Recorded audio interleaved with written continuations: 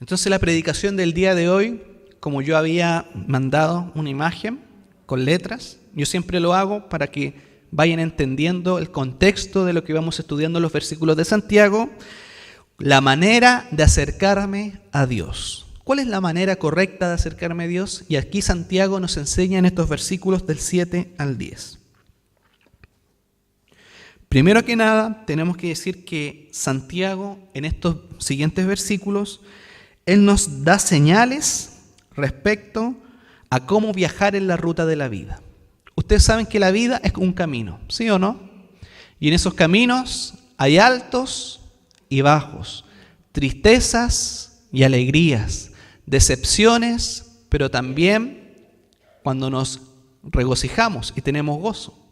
Entonces la vida es un camino largo, pero en este camino, como mencionaba anteriormente, siempre vamos a necesitar a Dios, porque las fuerzas del ser humano, ¿qué les pasa? Se agotan, ¿sí o no? ¿Usted ha sentido que de alguna manera sus fuerzas en algún momento de su vida se han agotado?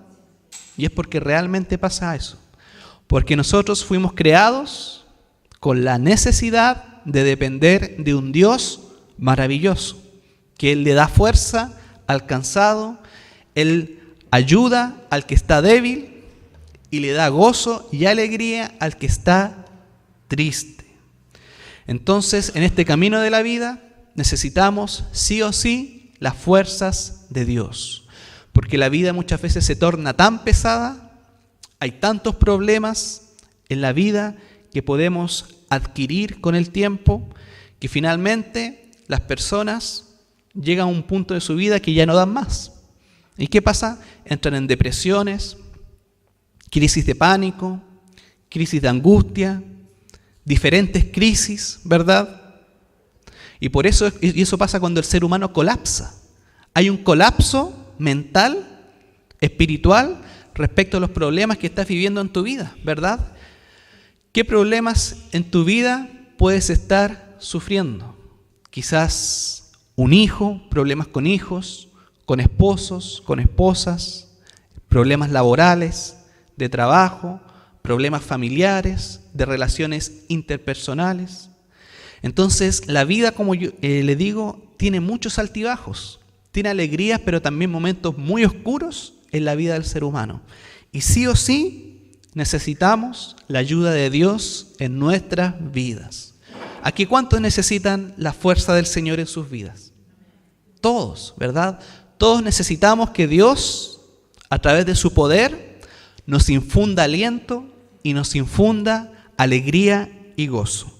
Entonces Santiago nos da señales de cómo en la ruta de la vida podemos encontrar paz, tranquilidad y sobre todo acercarnos al Dios Todopoderoso.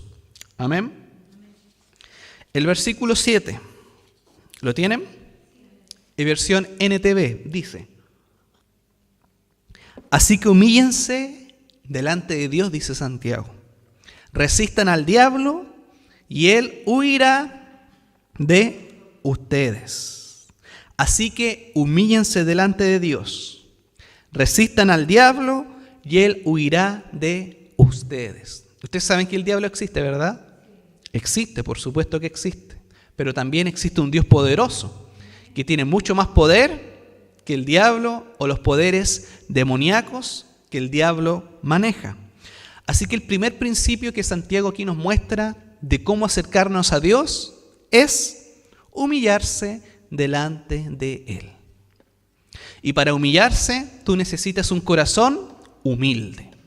Necesitas humildad dentro de ti en reconocer que lo necesitas, en reconocer que necesitas pertenecer a una comunidad cristiana, estudiar las Santas Escrituras, orar con hermanos, alabar el nombre de Dios junto con hermanos y tener muchas veces un abrazo de una persona. ¿Cuánto han necesitado un abrazo en un momento trágico de su vida? ¿Todos? Todos necesitamos un abrazo, ¿verdad? Todos necesitamos en momentos oscuros de la vida alguien que nos abrace y alguien que realmente pueda entregar una palabra de aliento. Entonces el primer principio para acercarse a Dios es humillarse delante de Dios. Santiago nos entrega la manera de cómo nosotros nos podemos acercar a Dios y el primer principio es ser humilde, porque el humilde solamente va a poder humillarse delante de Dios. ¿Usted ha conocido gente que usted le habla de Dios y le dice, yo no necesito a Dios, yo no necesito de Dios, porque yo me las puedo sola, porque yo puedo seguir la vida solo o sola?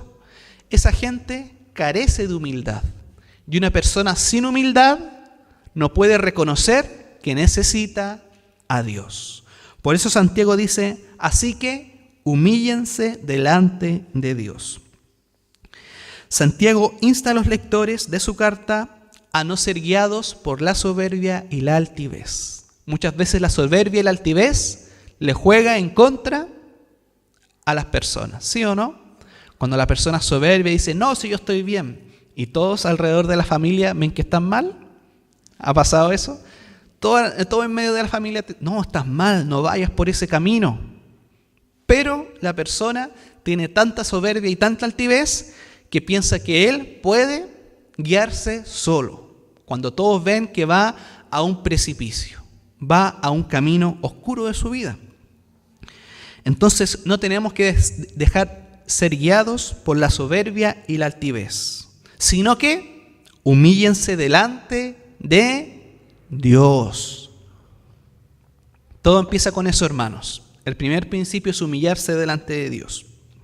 Y humillarse significa ponerse voluntariamente bajo la autoridad de otro. Ponerse bajo la autoridad de otro. Y en este caso, ponerse bajo la autoridad ¿de quién? De Dios. ¿Y cómo nos ponemos debajo de la autoridad de Dios? Cuando reconocemos su palabra, cuando la estudiamos, cuando oramos, cuando tenemos tiempos de oración, de meditación de la palabra, de reflexión, de estudio de esta, de congregarnos, de pertenecer a una congregación o comunidad cristiana. Eso permite, ¿verdad?, que nosotros nos sometamos a Dios. Eso es someterse a Dios. Ponerse bajo la autoridad de Dios y mostrarle respeto y obediencia.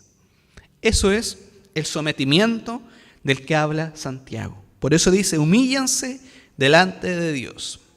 Para aquí los que tienen mascotas se dan cuenta que cuando llega el amo, ¿qué hace la mascota?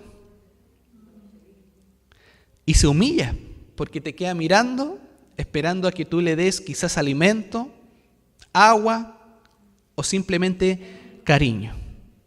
¿Se da cuenta? Entonces hay una acción de sometimiento voluntario por parte de nosotros a Dios. Y eso refleja respeto y obediencia. ¿Y qué significa humillarse delante de Dios?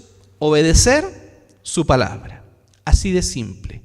Obedecer su palabra, pero antes de obedecer tienes que estudiarla. Tú no puedes obedecer algo que tú no conoces. ¿Se da cuenta?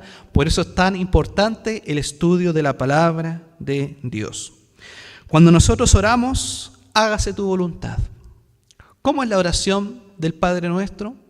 Padre nuestro que estás en los cielos, santificado sea tu nombre. Hágase tu voluntad aquí en los cielos como en la tierra. ¿Qué está diciendo esta oración o este modelo de oración que nos puso nuestro Señor Jesucristo? Hágase tu voluntad en los cielos como en la tierra. Siempre la voluntad de Dios va a ir por sobre cualquier deseo de nosotros. Porque usted puede querer algo con todo el corazón, pero Dios, que es perfecto, va a saber si lo que tú deseas es bueno para ti o no. ¿Quién tiene los pensamientos perfectos? ¿Dios o nosotros? Obviamente que Dios. Nosotros como seres humanos nos equivocamos. ¿Usted se ha equivocado alguna vez respecto a algo que quiere? Todos, ¿verdad? Porque somos criaturas finitas. Somos criaturas que se equivocan y que constantemente están fallando. Entonces la oración misma dice, hágase tu voluntad. y decir hágase tu voluntad, Dios, es humillarse delante de Dios, es someterse a las Escrituras y al poder revelador de la voluntad de Dios. Ahora, ¿qué es lo que pasa cuando nosotros tenemos una relación con Dios, nos estamos sometiendo a Dios, estamos estudiando su palabra, estamos orando y practicando todos los medios de santificación? Satanás, el diablo, tratará de interferir llevándonos a la tentación. Cuando usted tiene una relación fluida con Dios, está estudiando su palabra, está orando, se está congregando, ¿qué va a hacer Satanás? Tratar de interferir llevándote a la tentación, ¿verdad? Porque ¿cuál es el motivo de Satanás? Interrumpir tu comunicación y tu relación con Dios. Porque Satanás sabe de que si tú dejas a Dios, dejas de congregarte, dejas de estudiar la palabra, dejas de orar, eres una presa fácil del engaño y de las garras del diablo. ¿Se da cuenta? Por eso Satanás, la Biblia dice que él envía espíritus engañosos que confunden a las personas. Pero una persona o un cristiano que deja sus prácticas espirituales se vuelve una presa fácil del engaño. Y son personas engañadas. Generalmente son personas que no estudian la palabra y no se congregan en ningún lugar. Entonces cualquier persona en la calle te dice, no, tienes que hacer esto. Pero ese mismo es el diablo disfrazado como ángel de luz, como dice la palabra de Dios. ¿Verdad? Y el diablo puede adoptar diferentes formas para engañarte a través quizás de una pareja, de un novio, de un amigo que te quiere llevar por malos caminos. Por eso ahí viene la tentación. Y tú, si estás compenetrado con Dios, estás estudiando la palabra y el Espíritu Santo te está guiando activamente a ti, tú vas a poder descubrir que es una tentación. ¿Verdad? Vas a poder descubrir que es Satanás tratando de interferir en tu relación con Dios. Entonces ahí viene la tentación. Ahora ser tentado no es pecado. Lo que es pecado es caer en la tentación. ¿Se acuerdan cuando Jesucristo fue tentado por Satanás en el desierto? ¿Y con qué Jesús venció la tentación de Satanás? Con la palabra. Le dijo, escrito está, no tentarás al Señor tu Dios. ¿Se da cuenta? Entonces nosotros para vencer la tentación tenemos que también usar su palabra, porque su palabra tiene la sabiduría y el conocimiento y el poder necesario para resistir cualquier embate o tentación del diablo. Entonces Santiago continúa, resistan al diablo, ¿verdad? Y él huirá de ustedes. Cuando cumplimos obedientemente la voluntad de Dios, Satanás no puede extraviarnos. Al contrario, debe irse. ¿Pero de dónde se va a ir Satanás? ¿De un cristiano más o menos? ¿De un cristiano que a veces ora o a veces estudia la palabra? ¿O de un cristiano que fervientemente está santificándose a través de los medios de santificación? ¿Se da cuenta? Satanás no puede hacernos extraviar cuando cumplimos obedientemente la voluntad de Dios. Por eso Santiago dice, humíllense delante de Dios. Primer principio, reconocer que lo necesitamos. Resistan al diablo. Y esa resistencia ocurre, ¿verdad? Y la podemos hacer solamente cuando obedecemos obedientemente la voluntad de Dios. Y como consecuencia de eso, ¿qué va a pasar? El diablo huirá de ustedes. Pero para que el diablo huya de ustedes, ¿qué tienen que hacer? Cumplir obedientemente la voluntad de Dios. ¿Y dónde vamos a conocer la voluntad de Dios? En su palabra. La palabra es suficiente, dice la Biblia. Su palabra es autoridad y todo lo que necesita el ser humano para desarrollarse en la tierra. La palabra de Dios tiene palabras de consuelo cuando estamos abatidos o tristes. La palabra de Dios tiene consejos respecto a cómo ser padre, a cómo ser madre, a cómo ser hijo, a cómo ser trabajador, a cómo hacer cualquier cosa en este mundo. Entonces en la palabra de Dios vamos a encontrar la verdadera sabiduría para guiarnos en esta vida. Versículo 8. ¿Lo tienen? El versículo 8 sigue diciendo: acérquense a Dios y Dios se acercará a ustedes. Lávense las manos, pecadores, purifiquen su corazón, porque su lealtad está dividida entre Dios y el mundo. Sigue Santiago diciendo, ¿verdad?, que una persona no puede estar dividida entre Dios y el mundo. En nuestra lucha contra el pecado y en contra de Satanás no estamos solos si vamos a Dios en oración. Dios nos rodea con su cuidado y gracia para que no tengamos razón de temer el poder de Satanás. Por lo tanto, Dios quiere que vayamos a Él en verdadero arrepentimiento, fe y obediencia. ¿Verdad? Dios quiere que vayamos a Él en verdadero arrepentimiento, fe y obediencia. Por eso Santiago empieza diciendo este versículo: acérquense a Dios, ¿y qué va a pasar? Dios se acercará a ustedes. Ahora, ¿por qué nosotros como cristianos podemos acercarnos a Dios? Por el sacrificio de Cristo y porque Él ya se había acercado a nosotros antes. Solamente por ese motivo nosotros podemos acercarnos a Dios. Si usted llegó a este lugar, si usted llegó a los caminos de Dios, no fue por su propia voluntad, sino fue porque Dios a usted lo buscó antes, puso en su corazón el querer como el hacer, para que usted llegara a los caminos del Evangelio. ¿Verdad? Porque la Biblia es clara de que la voluntad del hombre, o la voluntad del hombre natural, que no es espiritual, la tiene oscurecida, con tinieblas, entenebrecida. Entonces, ¿qué pasa ante ese contexto? Dios tiene que acercarte a ti para que tú te acerques a Él. Por ejemplo, Juan 15, 16 y 18 dice lo siguiente. Miren lo que dice Jesucristo respecto a esta maravillosa verdad. Juan 15, 16 al 18. Ustedes no me eligieron a mí, dice Jesús. Yo los elegí a ustedes. Les encargué que vayan y produzcan frutos duraderos. Así el Padre les dará todo lo que pidan en mi nombre. Este es mi mandato. Ámense los unos a los otros. ¿Se da cuenta?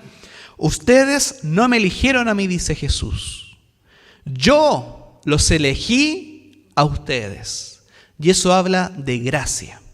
Esa es la gracia salvadora de Dios, en que cuando estamos perdidos y muertos en delitos y en pecados, Dios nos eligió para que la luz espiritual viniera a cada uno de nosotros y nosotros pudiéramos ver la verdad del Evangelio. ¿Pero por qué fue? Porque Dios primero se acercó a nosotros. Y por eso, dice Santiago, que nosotros podemos acercarnos a Él. Entonces, ¿quién puede acercarse a Dios? Los verdaderos hijos de Dios. Aquellos que han sido elegidos por Él con gracia y misericordia. Posterior a esto, Santiago habla de una purificación espiritual. Pero él dice, lávense las manos, ¿verdad? ¿Qué es lo que pasa con esta parte del versículo? En el Antiguo Testamento, los judíos tenían rituales de santificación. Y ellos, antes de orar, se lavaban las manos, simbolizando que se estaban purificando. Pero nosotros no tenemos que hacer eso, sino que a lo que va Santiago es que está haciendo una comparación entre la purificación del cuerpo y la purificación espiritual. ¿Se da cuenta? Entonces, cuando usted se baña, ¿qué está haciendo básicamente? Purificándose, limpiándose, ¿verdad? Entonces, es un simbolismo que usaban los judíos para manifestar obediencia y asombro ante el arrepentimiento que Dios exige de cada uno de nosotros. Por eso dice, lávense las manos, pecadores, y después prosigue, purifiquen su corazón, porque su lealtad está dividida entre Dios y los hombres. ¿Cómo purificamos el corazón? Lo purificamos, como mencioné anteriormente, en oración. Cuando usted ora, no sé si le ha pasado, pero debería pasarle. Después de orar, ¿cómo se siente usted? Aliviado, purificado. Ha entregado todas sus cargas a Dios, sus tristezas, sus penas. Ha entregado todo aquello que lo llevaba cargado, ¿verdad? Es como una mochila, como un peso.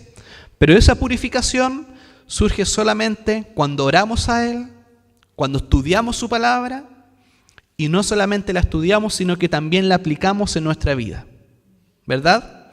Generalmente cuando nosotros llegamos al Evangelio, llegamos con ciertas cosas en la cabeza que no concuerdan con la sabiduría de Dios, ¿no es cierto? Llegamos con sabiduría que es sabiduría terrenal, sabiduría humana. Y cuando llegamos al Evangelio, nos encontramos que básicamente todo ha cambiado. Ya no es como el mundo lo plantea. Por ejemplo, en el mundo, lo que se da en muchos trabajos o en muchas empresas es que se aserruchan el piso. Aserruchar el piso significa conspirar en contra de tu compañero para que lo despidan y tú quedarte con su puesto. Pero cuando llegas al Evangelio, te das cuenta de que la comunidad cristiana trabaja codo a codo. No trabaja por envidias ni soberbia, no trabaja por nada de eso, sino que trabaja en amor, fe, obediencia, lealtad, amor entre nosotros. Por eso al final del versículo que le leí de Juan, dice, este es mi mandato, ámense los unos a los otros. Y el amor no tiene que ver solamente con palabras, sino que el amor tiene que ver con acciones. ¿Acaso Dios se quedó solamente con palabras cuando dijo, te amo? No, Él mandó a su Hijo Jesucristo a morir por los pecados de cada uno de nosotros. Entonces Él no se quedó con palabras. ¿Qué pasaría si en un matrimonio uno de los cónyuges se dice te amo, pero no lo demuestra con acciones? ¿Qué pasa? Uno dudaría de que hay amor, porque todos pueden amar con palabras, pero con acciones es necesario que sean con acciones. Tiene que estar la acción para demostrar que haya verdadero amor. Y finalmente el versículo termina diciendo, porque su lealtad está dividida entre Dios y el mundo. ¿Qué es una persona que tiene la lealtad dividida entre Dios y el mundo? Es una persona caprichosa, que a veces sigue a Dios y a otras veces los placeres terrenales. Una persona de doble ánimo, que es caprichosa, que un día dice, sí, voy a seguirte Dios hasta el fin del mundo. Y en la semana siguiente, no, ya no quiero ir, me da lata. ¿Se dan cuenta? Entonces Dios exige lealtad y fidelidad a sus caminos. Lealtad y fidelidad al Evangelio. De que no podemos ser personas de doble ánimo o personas caprichosas, que nuestra lealtad esté dividida entre Dios y el mundo. Versículo 9 y 10. ¿Lo tienen? ¿Qué dice? Dice Santiago, continúa diciendo, derramen lágrimas por lo que han hecho. que haya lamento y profundo dolor, que haya llanto en lugar de risa y tristeza en lugar de alegría. Humíllense delante del Señor y Él los levantará con honor. Santiago aquí no está diciendo que el cristiano tiene que vivir una vida de luto. Ojo, que el cristiano tiene que andar amargado por la vida, nunca sonriendo. No está diciendo eso Santiago, sino que Santiago está diciendo que cuando el cristiano peca, tiene que demostrarlo a través de un verdadero arrepentimiento, que se ha arrepentido de sus pecados. Pero el cristiano no es una persona amargada, sino que un cristiano es alguien que está contento y feliz por el don de la salvación que Dios le ha entregado. ¿Usted es feliz por la salvación que tiene en Cristo Jesús? Todos deberíamos estar felices, porque Dios se fijó en nosotros, en personas de todo el mundo. Tanta gente que hay en el mundo y Dios se fijó en nosotros. ¿Eso qué debería producir en cada uno? Gozo, felicidad, alegría, ¿verdad? ¿Por qué? Porque es el don de la salvación que te promete que en la próxima vida estarás disfrutando de las riquezas celestiales en su presencia. ¿Verdad? Entonces el cristiano es una persona contenta, alegre. ¿Por qué? Porque tiene el don de la salvación. Pero cuando ha caído en pecado, ¿qué tiene que hacer el cristiano? Responder al llamado de Dios, arrepentirse. Es decir, debe haber un cambio de vida. Un cambio en 180 grados. No 360, porque si no quedaría en el mismo lugar, sino que en 180 grados. Y el verdadero arrepentimiento, ¿se acuerdan que eran 3 dimensiones o aspectos? No, esos son los de la fe. Cambiar tu manera de pensar, como yo pienso, tu manera de sentir y tu manera de actuar. ¿Cómo puedo yo conocer que alguien realmente se ha arrepentido y ha convertido a un verdadero cristiano? Es alguien que ya no piensa como el mundo, con egoísmos, ambiciones. Es una persona que por dentro siente distinto a como siente el mundo, ¿verdad? El mundo siente con egoísmo, con quejas, críticas, pero el cristiano no siente como ya siente el mundo, sino que siente misericordia y compasión por el otro. Cosa que hoy día las personas se están perdiendo cada vez más. ¿Se han dado cuenta? Que ahora la gente está más fría, ya no tiene compasión ni misericordia por el que está sufriendo. Pero el cristiano ha cambiado su manera de pensar, de sentir y de actuar. Es decir, ya no hace las mismas cosas que los demás. Si antes engañaba, estafaba y todas esas cosas, ahora que es cristiano, cambió su manera de actuar. Ya no hace las mismas cosas. Y ahí es donde podemos ver que hay un cambio legítimo en esa persona. Un cambio verdadero, propulsado por el Espíritu Santo, ¿verdad? Que ha cambiado a esta persona. Entonces, continúa diciendo Santiago, derramen lágrimas por lo que han hecho, que haya lamento y profundo dolor, que haya llanto en lugar de risa y tristeza en lugar de alegría. Cuando pecamos, ¿cuál es el llamado de Dios a nosotros? Arrepentirnos, ¿verdad? Y cuando nos arrepentimos, no es para continuar haciendo las mismas cosas, sino que es para dar un vuelco en tu vida, ¿verdad?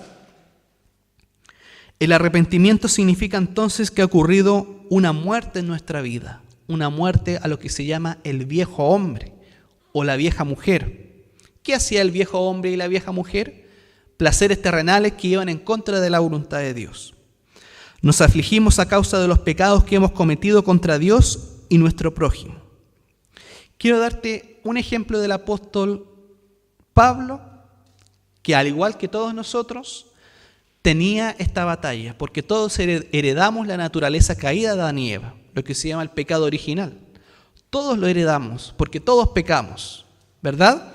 Y miren lo que dice el apóstol Pablo en Romanos 7, 24 y 25.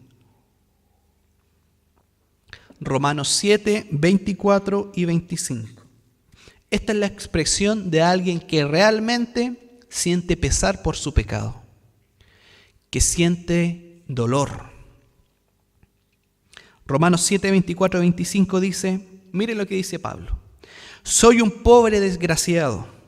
¿Quién me libertará de esta vida dominada por el pecado y la muerte?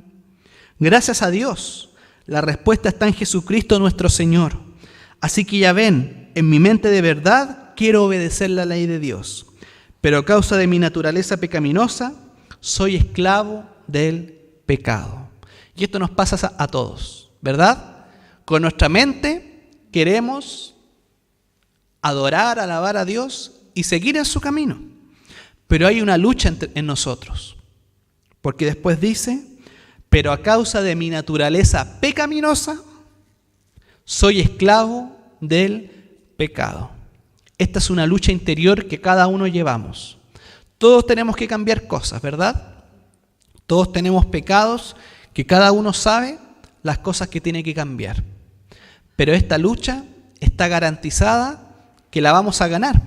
¿Por medio de quién? De Jesucristo.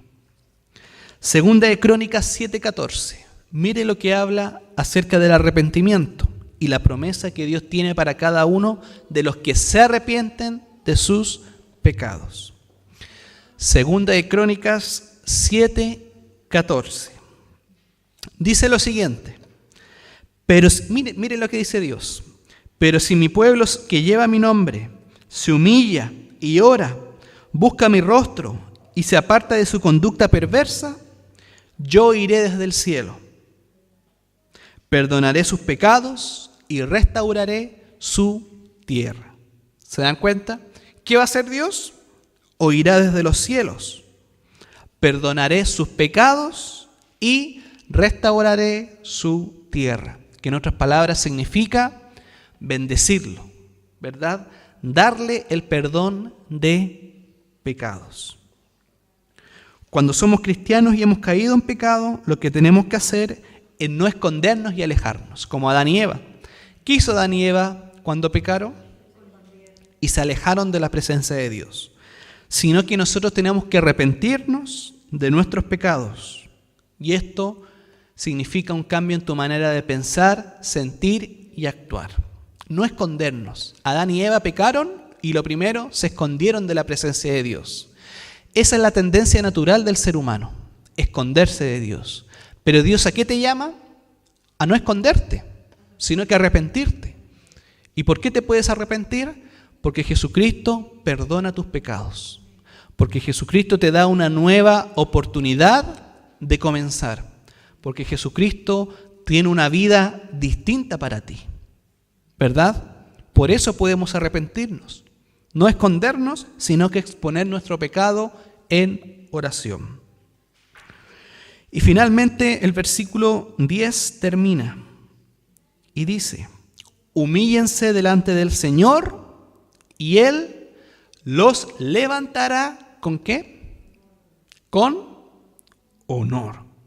¿Pero qué tenemos que hacer? Humillarnos delante del Señor ¿en qué? En arrepentimiento. Y Él los levantará con honor. La consecuencia del arrepentimiento es que la gracia del Señor te levanta, perdona tus pecados y te hace crecer espiritualmente, ¿verdad? Te hace crecer y entender cada vez más el Evangelio. Pero todo parte con un proceso de arrepentimiento, con un proceso en el cual tú reconoces tus pecados, reconoces que te has equivocado y que has fallado. La consecuencia del arrepentimiento, entonces, es que la gracia de Dios te levanta y comienzas a crecer en sabiduría y entendimiento. ¿Se da cuenta? Entonces, ¿cuál es la manera en que nosotros nos acercamos a Dios? Número 1, humillándonos delante de Dios. Y eso va a producir que vamos a poder resistir al diablo si tenemos una relación de obediencia a la voluntad de Dios. Número 2, arrepentirnos de nuestros pecados y purificando nuestro corazón. Humillación ante Dios, ¿verdad? Arrepentirnos de nuestros pecados y purificar nuestro corazón. 3 principios que podemos extraer de estos maravillosos 4 versículos.